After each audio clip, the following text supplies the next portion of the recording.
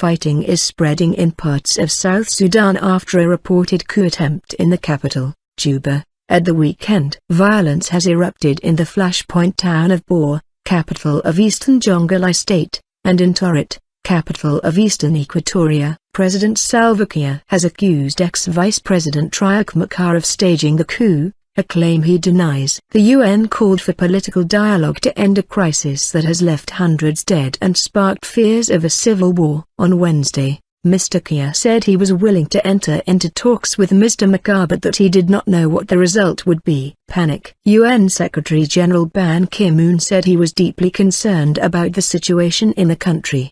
He said, "This is a political crisis and urgently needs to be dealt with through political dialogue. There is a risk of this violence spreading to other states, and we have already seen some sign of this." Mr. Ban confirmed that some 20,000 people had taken refuge in the UN mission in Juba. The mayor of Bor, Nicholas Nhil-Majak, told the BBC's Focus on Africa program that violence had spread from Juba, where it began on Sunday. Bor is about 150 kilometers, 90 miles, north of the capital. The mayor said troops loyal to breakaway army commander Peter Gott had raided the town and there was a lot of fighting. "There is a lot of panic in town, and we really want the authorities to send more troops to quickly restore hope for the people," he said. The South Sudan Red Cross Society said at least 19 people were killed in fighting there. Joe Contreras, spokesman for the UN mission in South Sudan, UNMISS, said, "Hundreds of civilians have been streaming into our camp on the outskirts of the town.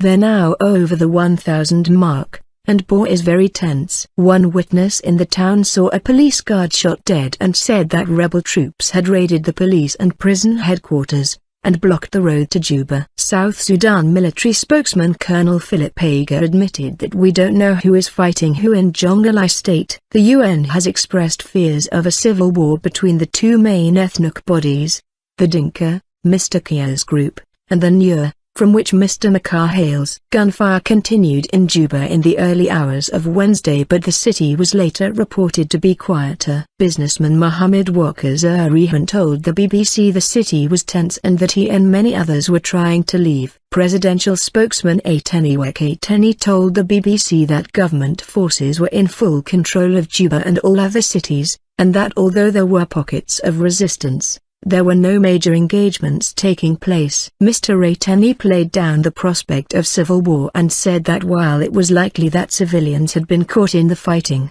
no one was targeting ethnic groups. BBC World Affairs correspondent Mike Wooldridge says it remains to be seen what impact such government assurances will have in what has been a tense and volatile situation.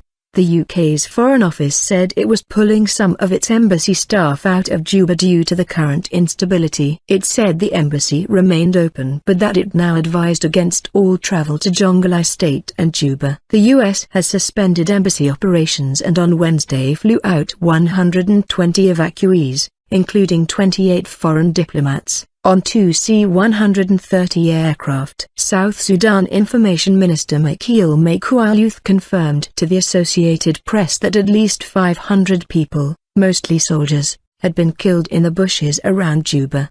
He said up to 700 more had been wounded. Earlier Mr. Machar denied allegations that he had tried to stage a coup. He told the BBC World Service's Newsday program, "Salva wanted to frame me. I had to flee. They are hunting me down." The whereabouts of Mr. Machar are unclear.